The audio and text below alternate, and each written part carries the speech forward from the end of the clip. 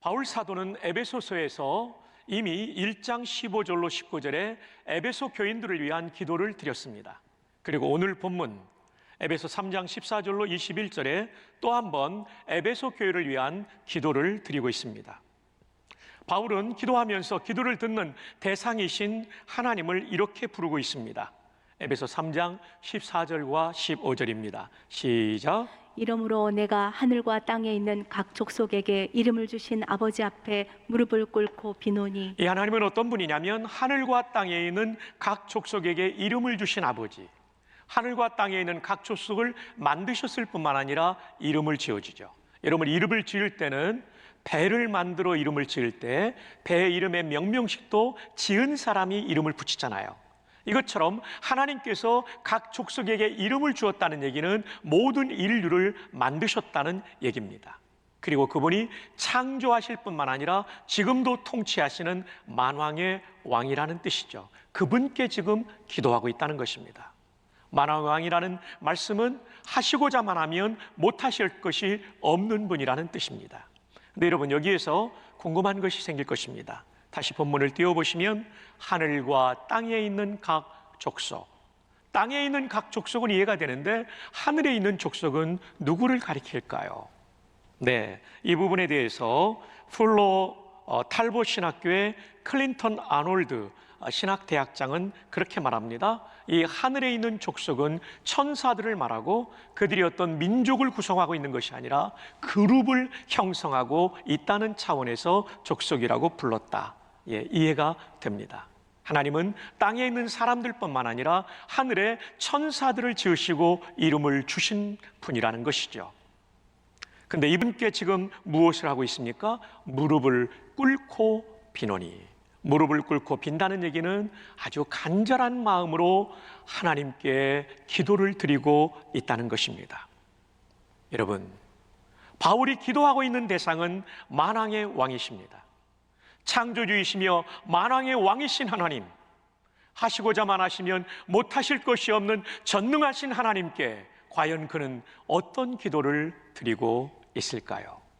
이 기도를 통해 우리는 우선되는 기도 제목이 무엇인가, 바울의 관심사항이 무엇이었는가를 우리는 배우게 될 것입니다. 첫째, 그의 기도의 가장 우선되는 제목은 속 사람을 강건케 하소서. 속 사람을 강건케 하소서. 이것은 우리의 기도 제목과 얼마나 다릅니까?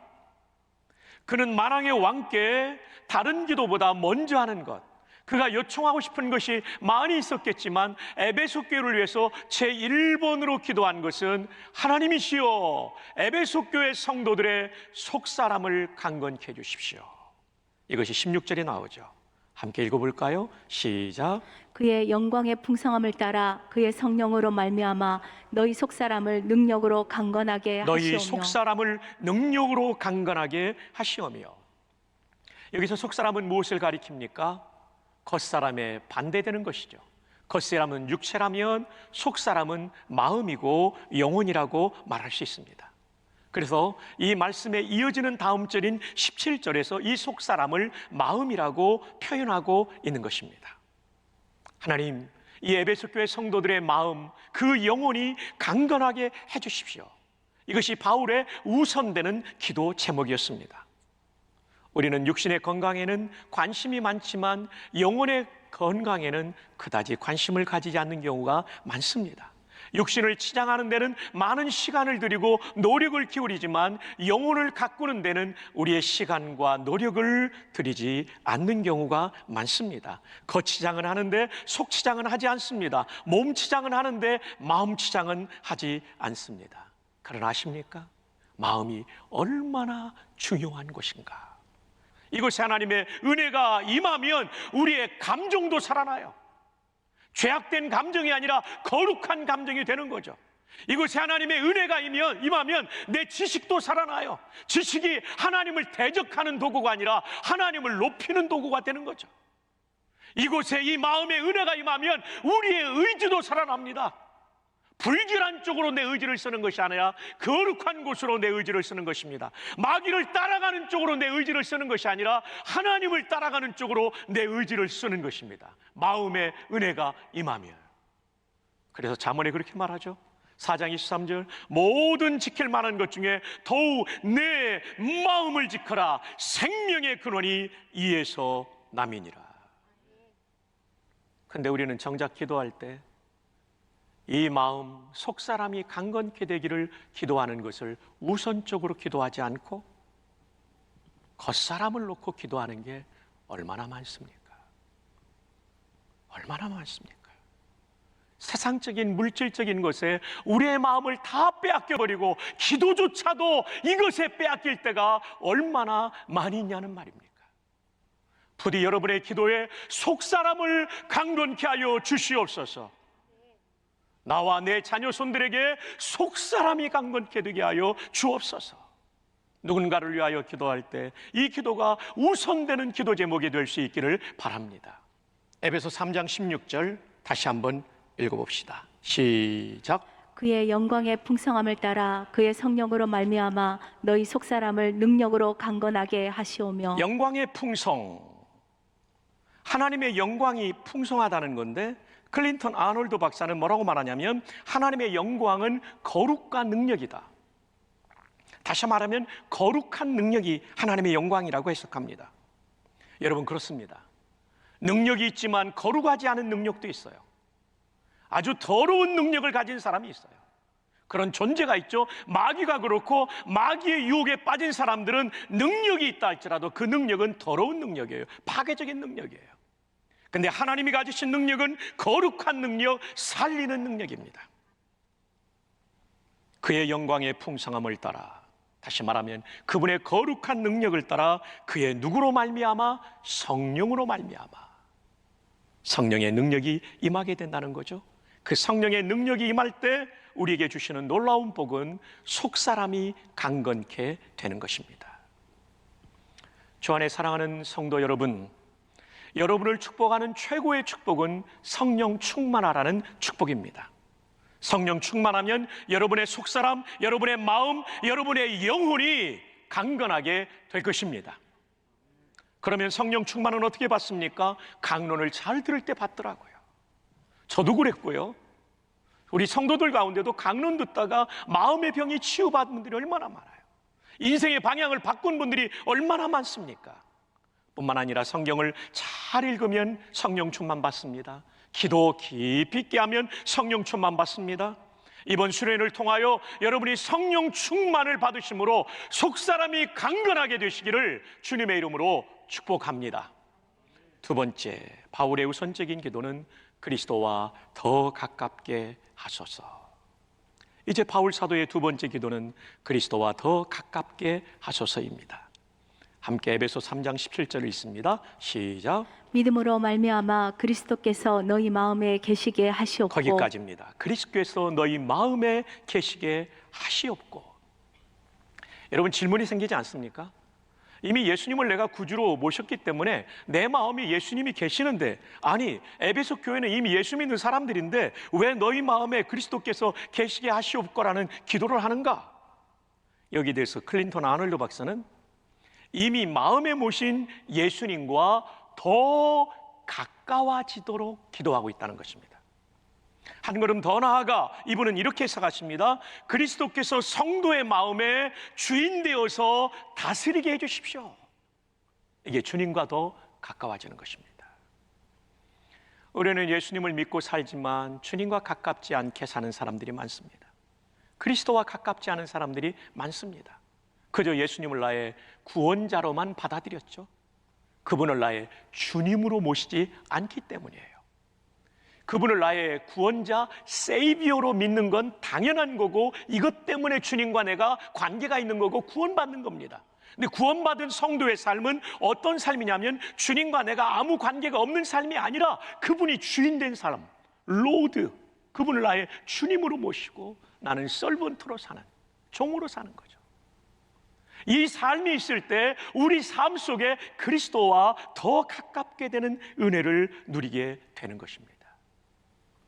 많은 성도, 많은 하나님의 사람들의 문제는 뭐냐면 예수님을 구주로는 믿었지만, 세이비어로는 믿었지만 The Lord, 주님으로는 믿지 않는다는 것입니다. 이것이 그리스도와 더 가까워지는 삶을 가로막고 있다는 것입니다. 입으로는 예수님을 주님이라고 부르지만 실제 삶은 내가 주인 되어 살기 때문에 그리스도와 더 가까워지지 못하는 거죠. 묻습니다. 여러분은 예수님을 진정으로 여러분의 주인으로 믿으십니까? 그리고 그분의 말씀에 순종하고 계십니까? 그렇지 않다면 여러분은 주님과 멀리 사는 거예요. 내 안에 주님을 모시고 살지만 주님을 무시하고 내가 주인 노릇하고 주님과 먼 거리를 유지하고 사는 그런 삶을 살고 있다는 거죠.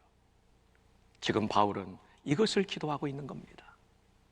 에베소 교회 성도가 예수님을 구주로 믿을 뿐만 아니라 주님으로 믿게 해 주십시오. 주님의 통치를 받게 해 주십시오. 여러분, 믿음이란 무엇입니까? 히브리서 11장 6절에 믿음이 없이는 하나님을 기쁘시게 하지 못하나니. 그렇습니다. 하나님의 영광을 우리가 입에 노래처럼 달고 살지만 하나님의 영광을 위해 산다는 것은 믿음으로 사는 거예요. 그럼 그 믿음은 무엇입니까? 하나님께 나아가는 자는 반드시 그가 계신 것과 삼위일체 하나님이 오늘도 살아계시고 이 역사를 통치한다는 것을 믿는 거죠. 또한 그가 자기를 찾는 자들에게 상 주시는 이심을 믿어야 할지니라. 상 주시는 이라는 얘기는 무슨 뜻입니까? 그분이 이 역사의 주인, 내 인생의 주인이라는 얘기예요. 상을 준다는 얘기는 무슨 뜻입니까? 그분이 주인 되시고 그분의 주권적 통치가 이루어지는 것을 믿는다는 겁니다. 진짜 믿음은 무엇입니까? 하나님이 살아계실 뿐만 아니라 내 인생의 주권자, 내 인생의 주인이라고 믿고 고백하고 그렇게 순종하며 사는 것입니다. 그래서 오늘 본문에 보면 믿음으로 말미암아 그리스도께서 너희 마음에 계시게 하시었고, 이 믿음은 구원자로서의 믿음뿐 아니라 주인으로서 믿는다는 것입니다. 주 안에 사랑하는 성도 여러분, 우리 모두가 주님을 무시하지 않고 주님을 주인으로 높이며 그분의 말씀에 순종하는 삶을 살 수 있기를 바랍니다. 만왕의 영 만주의 주이신 그분을 높일 때 여러분의 생애는 기가 막힌 은혜를 경험하게 될 것입니다. 그 은혜의 주인공들이 되시기를 주님의 이름으로 축복합니다. 마지막 세 번째 바울의 우선되는 기도 제목은 사랑으로 더 단디 세워지게 하소서. 이 단디라는 말을 이 영상을 보시는 타지방 사람들은 이해하지 못할 겁니다. 저도 충청도 사람이기 때문에 부산에 목회하기 위해서 왔을 때 단디라는 말을 들을 때 언뜻 알아듣지는 못했어요. 어렴풋이 이해는 했지만 정확한 뜻을 몰랐어요. 이것은 단단하게 하다, 확실하게 하다라는 뜻이라고 합니다. 그래서 모 은행의 그 크레딧 카드에도 단디 카드가 부산에는 있습니다. 자, 17절 하반절을 보겠습니다. 너희가 사랑 가운데서 뿌리가 바뀌고 터가 굳어져서. 나무가요, 견고하게 서기 위해서는 뿌리가 깊이 박히고 터가 단단하게 굳어지는 것이 필요한 거죠. 이걸 좀 확장한다면 집을 지을 때도 깊이 파고 그리고 단단한 토대를 만드는 게 중요하죠. 이 터가 굳어진다는 말이 grounded firmly라고 되어 있습니다, 영어에. 이것은 토대를 견고하게 하다, 이런 뜻을 가지고 있습니다. 여러분, 우리의 신앙생활에서 정말 중요한 것은 우리가 토대가, 우리의 신앙의 기초가 단단하게, 더 단디 세워지는 것이 필요합니다. 그런데 여러분, 이 단디 채워지는 것은 어디에서 옵니까? 에베소 3장 17절을 다시 본다면 믿음으로 말미암아 그리스도께서 너희 마음에 계시게 하시옵고 너희가 사랑 가운데서 뿌리가 박히고 터가 굳어져서. 우리의 신앙의 토대를 단단하게 하는 것은 사랑입니다. 이 사랑은 누구의 사랑을 가리킬까요? 18절에 답을 찾을 수 있겠습니다. 18절을 함께 읽어주십시오. 시작. 능히 모든 성도와 함께 지식에 넘치는 그리스도의 사랑을 알고. 아멘. 성도들이 함께 지식에 넘치는 그리스도의 사랑을 알고. 예수 그리스도의 사랑은 지식으로 알 수 없는 것입니다. 지성이 아니라 영성으로 하는 것입니다. 내 머리로만이 아니라 성령의 조명 가운데 깨우쳐 주시는 영성이 있을 때 예수 그리스도의 사랑을 알게 되죠. 그래서 이어령 박사님의 그 명저 지성에서 영성으로라는 책의 제목이 나온 거죠. 사랑하는 성도 여러분, 하나님이신 그분이 나를 위해 죽어주신 이 사랑 앞에 우리 모두의 가슴 속에 밀물처럼 밀려오는 감동을 경험할 수 있기를 바랍니다. 그 사랑을 알면 우리는 감동하게 되었고, 우리 믿음은 단디 믿음의 뿌리를 내리고 단단한 토대를 구축할 수 있습니다. 근데 이 그리스도의 사랑은 인생에 딱 한 번 경험하는 게 아닙니다. 이 그리스도의 사랑은 예수를 처음 믿을 때 얼마간만 경험하는 것도 아닙니다. 이 그리스도의 사랑은 일평생 반복적으로 더 깊은 깊이를 가지고, 더 넓은 넓이를 가지고, 더 높은 높이를 가지고 우리는 경험해야 된다는 거죠. 이것이 에베소 3장 19절입니다. 그 너비는 그리스도의 사랑의 너비와 길이와 높이와 깊이가 어떠함을 깨달아. 그 주님의 사랑의 너비와 길이와 높이와 깊이, 어떠함을 깨닫는다는 얘기는 그것이 너무너무나도 크고 위대하기 때문에 일평생 깨달아야 된다는 것입니다. 어떻게 나 같은 죄인을 위해 하나님이 인간이 되셨는가? 군인들로 말한다면 육군 대장이 이등병으로 강등된 거예요. 아니면 훈련병으로 강등된 거예요. 계급도 없는 훈련병으로. 역사 속에 그런 분들이 있었죠. 얼마나 치욕적인 일입니까? 그러나 생각해 보십시오. 육군 대장이 이등병이나 훈련병으로 강등된 것은 엄청난 치욕이지만 인간에서 인간으로 떨어진 것밖에 안 돼요. 근데 예수 그리스도는 창조주가 피조물의 자리까지 떨어진 것입니다. 이 떨어짐, 이 추락, 이 비천함, 이것은 가히 충격적입니다. 한 걸음 더 나아가 인간의 몸을 입으신 창조주가 인간의 구원을 위하여 십자가에서 죽임을 당하셨습니다. 제물처럼.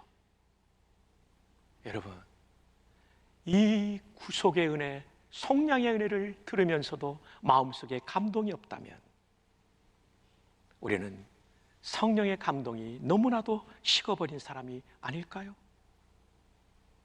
여러분은 성경을 읽으며 기도하며 찬양하며 이 예수님의 성육신과 십자가의 죽음을 많이 묵상하기를 바랍니다.